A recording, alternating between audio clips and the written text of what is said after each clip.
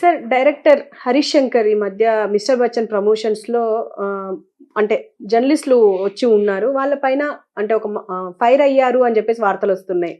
మొదటగా ఫస్ట్ అంటే మేము సారీ చెప్తాము మా తప్పు జరిగితే, మరి మీరు పిచ్చి పిచ్చి క్వశ్చన్స్ వేసి మమ్మల్ని అంటే మా కన్సర్న్ లేకుండానే పిచ్చి పిచ్చి క్వశ్చన్స్ వేస్తారు, మళ్ళీ సారీ కూడా చెప్పారు అని చెప్పేసి అంటారు. మీరేమంటారు సార్? అంటే వీళ్ళిద్దరి మధ్యలో అంటే జర్నలిస్ట్ కి ఇటు హరీష్ శంకర్ జరిగిన వాదన కరెక్టే అంటారా? అదే నేను విన్నాను, క్వశ్చన్ లో మర్చిపోయావు. అదే హరీష్ శంకర్ కొంచెం బలుపు అని ఆయన అన్నారు. జర్నలిస్ట్ తరపున అలాగ అన్నారని. యాక్చువల్ గా అతను కొంచెం ఎక్కువ మాట్లాడే టైప్ అని నేను కూడా, అతను ఎవరో కూడా తెలియకుండా ఎప్పుడో రామ్ గోపాల్ వర్మతో పనిచేసి షాక్ అనే సినిమా తీసాడని అప్పుడు తర్వాత, కానీ దాని తర్వాత పవన్ కళ్యాణ్ వాళ్ళతో అసోసియేషన్ అయ్యి సినిమాలు తీస్తున్నాడు అన్నప్పుడు ఆచార్య ప్రమోషన్ లో అతిగా యాక్ట్ చేశాడు అనమాట. ఆ సెట్ దగ్గరికి వెళ్ళి ఫ్లాప్ అయ్యే ముందు అక్కడ నేను సరదాగా మాట్లాడాను, నాకంటే కుర్రోడే కాబట్టి, ప్లస్ ఏమో కొంచెం ఎక్కువ చేస్తే అతి వినయం దూరత లక్షణం లాగా అప్పుడు ఏదో క్రిటిసైజ్ చేశాను. అతను ఫీల్ అయినట్టుగా కూడా నాకు ఎవరు చెప్పారు. అతను ఎందుకంటానంటే కొంచెం ఇలా ఎక్కువ సోప్ కొట్టేవాళ్ళు, బట్టరింగ్ చేసేవాళ్ళు నాకు కొంచెం బూట్ లిక్కింగ్గా కనిపిస్తుంది అనమాట. ఆ విధంగా అన్నాను. తప్పితే ఎవరు అతని మీద ఫేవరెట్గా ఉంటారు, కారణం నా కాంపిటేటివ్ ఏం కాదు అతను కదా. నాకంటే తన ఒక 20-30 సంవత్సరాల తర్వాత డైరెక్టర్ అయినాడు అని చేత is no competitive, I'm a different director. So but అతను ఫీల్ అయ్యాడని నాకు ఫేస్బుక్లో ఎవరో చెప్పి అన్నాడు. I cannot help it, I speak my mind and my heart. ఇక్కడ ఇద్దరు తరపున కూడా ఎవరి తరపున కూడా మాట్లాడాలని లేదు, కానీ ఒక ప్రెస్ మీట్ అనేటప్పటికీ ఒక మంచి డ్రెస్ చేసుకుని నువ్వు అని మాట్లాడే సురేష్ కొండేటికి జస్ట్ షటప్. నువ్వు ఎటువంటి జర్నలిస్ట్ అనేది అందరికీ తెలుసు, నువ్వు ఎటువంటి బిజినెస్ చేస్తున్నావని అందరికీ తెలుసు. నేను ఆల్రెడీ చెప్తున్నాను అనమాట, do not ask questions which is not relevant. ఇటువంటి అడగాలి మీరు చెప్తారు. నీ రికార్డ్ ఏంటి? గోవా తీసుకెళ్ళి అదేదో ఫంక్షన్కి వాళ్ళకి ఏమి ఇవ్వకుండా వదిలేస్తే కనపడితే కొట్టేటట్టున్నారు వాళ్ళు, కన్నడ ఫిలిం ఇండస్ట్రీ. ఇంకా నువ్వు జర్నలిస్ట్ ఏంటి? ప్లస్ నువ్వు చేసుకునే వ్యాపారం చిరంజీవిని అడ్డు పెట్టుకుని వాళ్ళని పెట్టుకుని ఒకటి టెంపర్ వన్ అతను కొంచెం మాట్లాడటం. ఇతనికి ఈ డైరెక్టర్కి బలుపని కొంతమంది కూడా అంటున్నారు. ఇప్పుడు ఒక సినిమాకి ప్రెస్ మీట్ పిలిచినప్పుడు ప్రెస్ అనే వాళ్ళు ఎలా ఉండాలి, వారది. సినిమాలో ఏమేమి తీయాలనుకున్నారు, ఏం తీశారు, ఎలా తీశారు, మీరు అనుకున్నది చెప్పగలిగారా, 100% చెప్పగలిగారా రాజమౌళి లాగా అని ఇటువంటి క్వశ్చన్లు అడగొచ్చు రెలవెంట్గా. ఇర్రెలవెంట్ క్వశ్చన్స్ అడగకూడదు, సంబంధం లేని క్వశ్చన్లు అడగకూడదనే రూల్ ఏం లేదు, కానీ అడగకూడదు. ఓకే, అది జరుగుతుంది. అతను ఇంకొక ఆయన వయసు అయిపోయిన ఎవరో ఏదో ఒకటి అడగాలని, లేదా స్మార్ట్ అవ్వాలని. స్మార్ట్ అవ్వడం కాదు, సినిమాకి సంబంధించింది, నేను సినిమాకి సంబంధించిందే చెప్పాను. చిరంజీవిని ఆకాశానికి ఎత్తేసి ఆ సెట్లో కూర్చొని మాట్లాడుతున్నారు ఇతను ఎవడో అని చెప్పి అన్నాను, అంతే. ఒకటే అన్నాను, which is not correct, because that's going to flop అని నేనే చెప్పాను. అక్కడ సినిమాకి మచ్ బిఫోర్ చెప్పాను. అది ఆ పోకట్లు చూస్తుంటే నాకేం పెద్ద అనిపించట్లేదని, దానికి ఎందుకు మాట్లాడేమన్నాను. అతను నేర్చుకునే ఉండాలి. నువ్వు నిజంగా ఇంటెలిజెంట్ డైరెక్టర్ పైకి రావాలనుకున్నాడు అంటే you must listen to the people like me. నేను నీ తరపున మాట్లాడినా, జర్నలిస్ట్ తరపున మాట్లాడినా, కానీ జర్నలిస్ట్ కూడా రెలవెంట్ క్వశ్చన్స్ అడగాలి. ఇప్పుడు సుమా ఏదో ఇర్రెలవెంట్గా ఆ అమ్మాయి అతి అని చెప్పాను. ఆ అమ్మాయి హై టైం, ఆమె మానుకోవడం మంచిది, బాగా సంపాదించేసుకుంది, చాలు, ఎక్కువ మాట్లాడేస్తుంది. చిరంజీవి గారు అదో మాట్లాడుతుంది, చాలా డిస్రెస్పెక్ట్ఫుల్గా చేస్తుంది. కంపేరింగ్ అంటే ఏంటి, చాలా రెస్పెక్ట్ఫుల్గా ఉండాలి. ఎంటర్టైన్మెంట్ చేయొచ్చు, గట్టిగా అరుస్తూ ఉంటుంది, ఇష్టం వచ్చినట్టు మాట్లాడేస్తుంది. ఎందుకంటే కొంచెం పాపులర్ అయిపోయింది కాబట్టి. She should stop anchoring. చేస్తే బాగా చేయాలి, ముసలితో కూడా అయిపోయింది కాబట్టి యూ షుడ్ స్టాప్. నా సినిమాకి చేసింది ఒకప్పుడు, అప్పుడే అన్నాను, ఇంతలా బిజీగా చేస్తావు అంటే ఎప్పుడు కాపర్ చేస్తామని అని కూడా అన్నాను. ఎప్పుడు తాజ్ బజారాలో ఒక 24 years బ్యాక్. అప్పటి నుంచి చేస్తుందంటే ఎంత సంపాదించుకోవడం చూడండి. సంపాదించుకోవడం అంటలేదు, ఆ అమ్మాయి బిహేవియర్ కొంచెం ఇండీసెంట్ బిహేవియర్గా అనిపిస్తుంది. మీరు భోజనం చేయడానికి వచ్చారా, ఏదో అంది కదా, స్నాక్స్ భోజనంలాగా చేస్తున్నారు.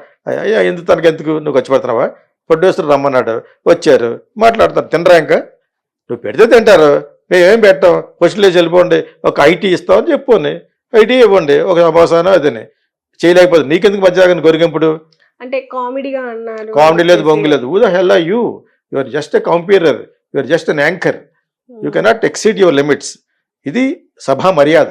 అంటే వెంటనే సారీ కూడా చెప్పారు కదా సార్. నా ఇంకేం చెప్పినా కూడా ఇది అనవలసినంత అనేసి నేను దొంగ నావడు లంచోడు కాలేజ్ మొత్తం తిట్టేసి అలా తిట్టగలను కానీ తిట్టలేదు అన్నట్టు ఉంటుంది అది.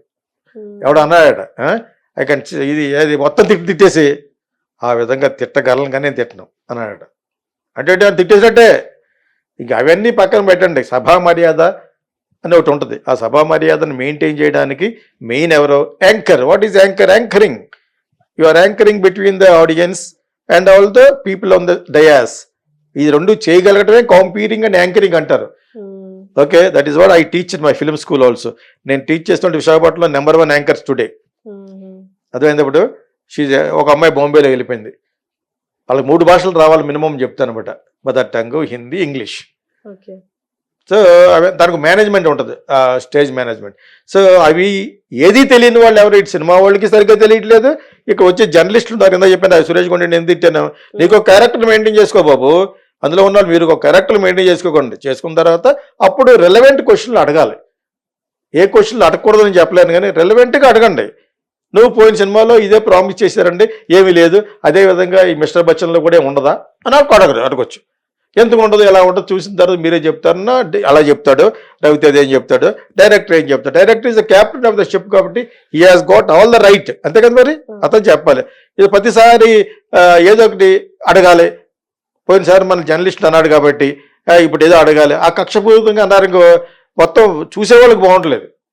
ఈ ప్రెస్ మీట్ది కొన్ని పెట్టకుండా వదిలేస్తున్నారా, అవి ఎడిట్ చేసి పెట్టాలి. యాక్చువల్గా ఎడిట్ చేసి పెట్టి వీళ్ళ తెరమరుగు అయిపోతారు. ఇలాగ ఎవడెవడైతే మాట్లాడాడో వాడిని కట్ చేసేయాలి.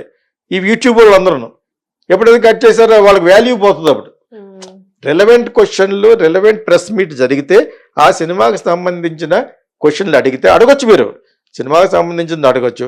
కొన్ని సినిమాలో చేస్తున్నప్పుడు ఏమన్నా కొన్ని హ్యాంకీ ప్యాంకీలు ఏమైనా జరిగినాయి అనుకోండి, ఆ సమంత పడిపోయిందో, రవితేజకి ములుగుచ్చుకుందో, అవి కూడా అడగొచ్చు. అందుకే ఇర్రెలవెంట్ క్వశ్చన్స్ అయితే అడగకూడదు. ఆ ఇర్రెలవెన్స్ అనేది మీకు నిజంగా జర్నలిస్ట్ అనే పెన్ ఉంటే, బుద్ధి జ్ఞానం ఉంటే అడగకూడదు. ఏదో 45 ఉంటారన్నమాట. దాన్నే కామెంట్ చేసినట్టు ఆడు ముసోడు ఎవడో వచ్చాడు, నాకు సిగ్గులేదు. అందుకంటేనే ఇప్పుడు అలాంటి ఆడు ప్రెస్ మీట్ చెప్పినప్పుడు మేము ఒక ఇండికేషన్స్ ఇస్తాం, ప్రెస్ నోట్ ఇస్తాం. దీనికి సంబంధించిందే కైండ్లీ ఆస్క్ అని కింద నోట్ పెడతాను. ఇప్పుడే కదా, ఎప్పుడు కూడా ఆస్క్ క్వశ్చన్స్ అని. ఎందుకంటే సంకీర్తన సినిమా చేస్తున్నప్పుడు సంకీర్తన ఎవరు పుట్టించిన మాట, అది అన్నమాచార్యులు పుట్టించిన మాట. నేను అది చూసే పెట్టాను. తిరుపతి వెళ్ళి వస్తుంటే సంకీర్తన క్యాసెట్ కొన్నాను, అన్నమాచార్య సంకీర్తన.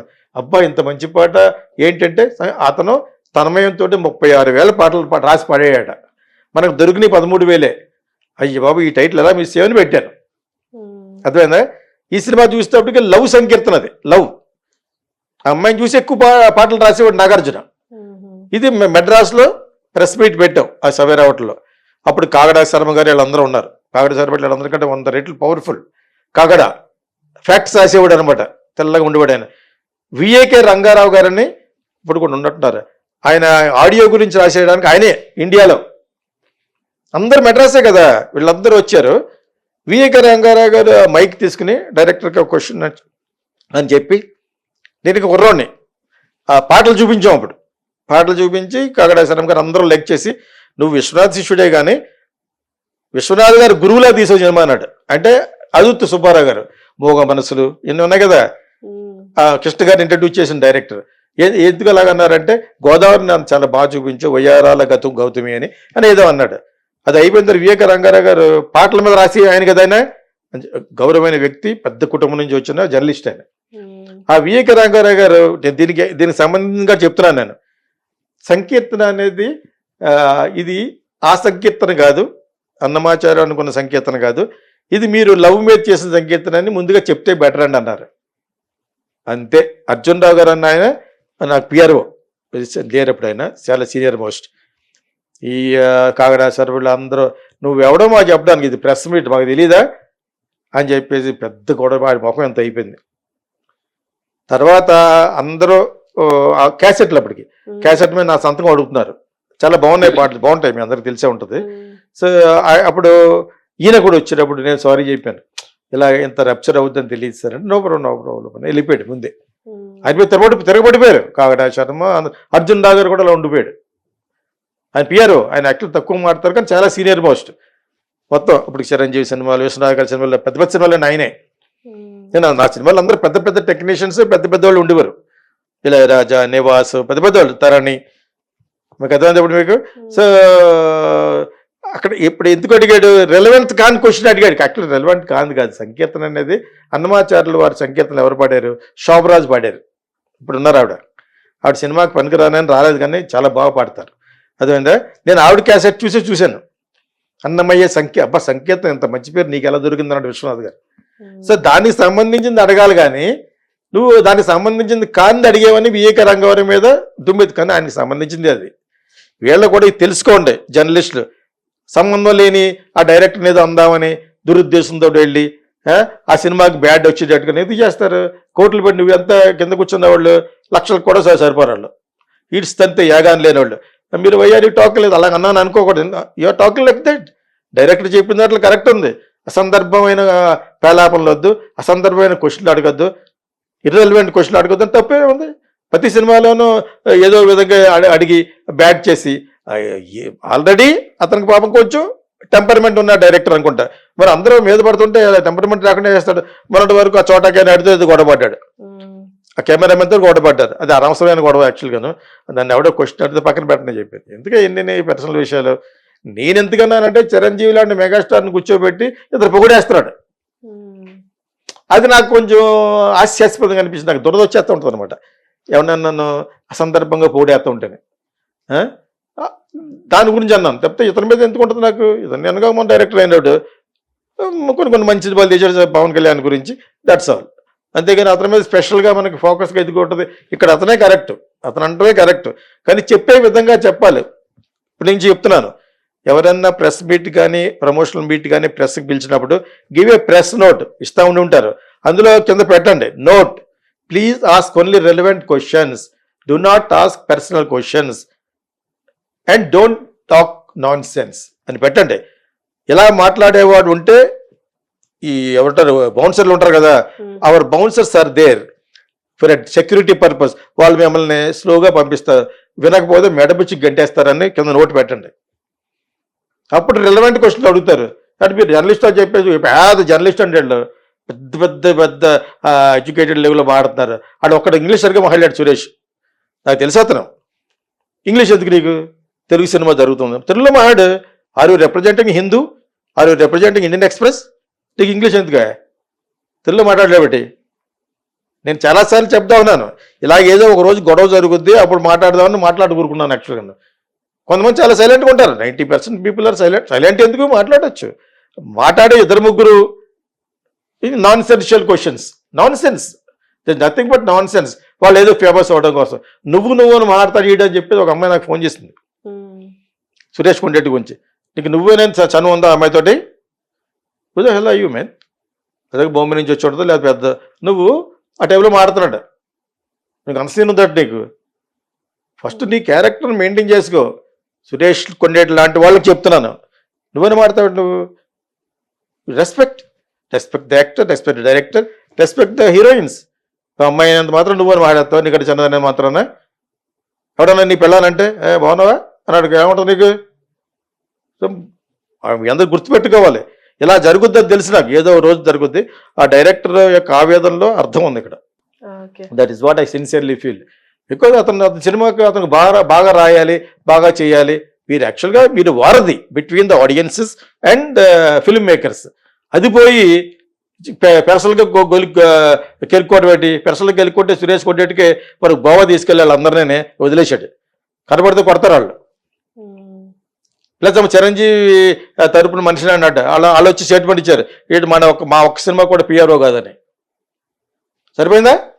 నీ క్యారెక్టర్ నువ్వు మెయింటైన్ చేసుకుని అతనంటే అతను కదా, మిగతా వాళ్ళందరూ కూడా యూ లుక్ ఆఫ్టర్ దట్. కింద నోటీస్ ఇందా చెప్పాను కదా, అలా పెట్టండి అందరు ప్రొడ్యూసర్లను. రిలవెంట్ క్వశ్చన్లు అడగండి, అడగకపోతే బయటికి గంటేస్తారు. దిక్కున్న షాట్ చెప్పుకో అని చెప్పేసి. That is what we're going to do it. నేను tomorrow I'm going to give a release